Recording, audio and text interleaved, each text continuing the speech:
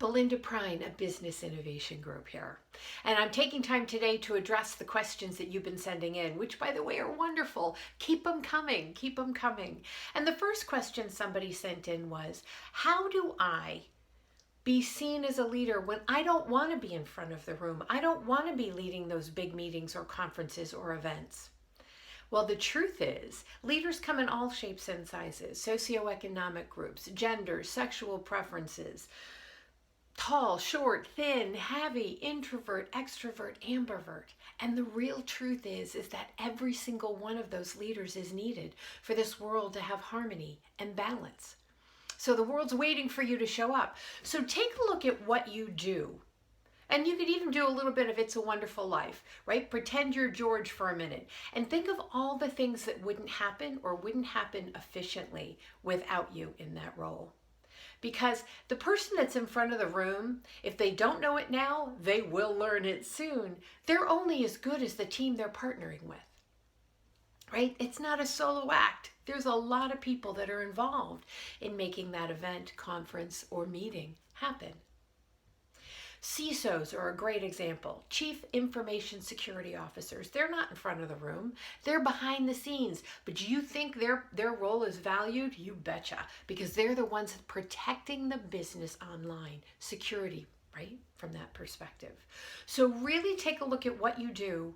And if you weren't there to do it, what would happen? And where would you go from there?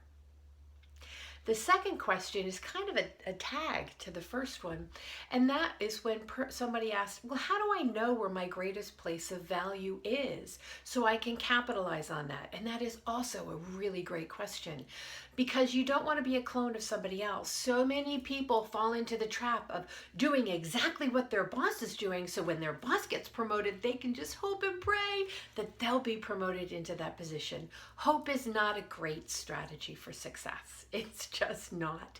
So understanding your real value. You don't have to do things the way they've always been done. In fact, that's almost a little bit of the kiss of death in business today. Think about the business environment and trends that are changing. You can't do same old and stand out. You just can't. So do you see something that you can do that would enhance it, would make it better, would incorporate more of the team, would have people feel like they belong? Start to look at that and do a little bit of what I said with the first question. It's a wonderful life. If you weren't there to do it, what wouldn't be getting done in the way that you're doing it? Because that's where your greatest place of differentiation is and greatest place of value lives. So give those two things a shot.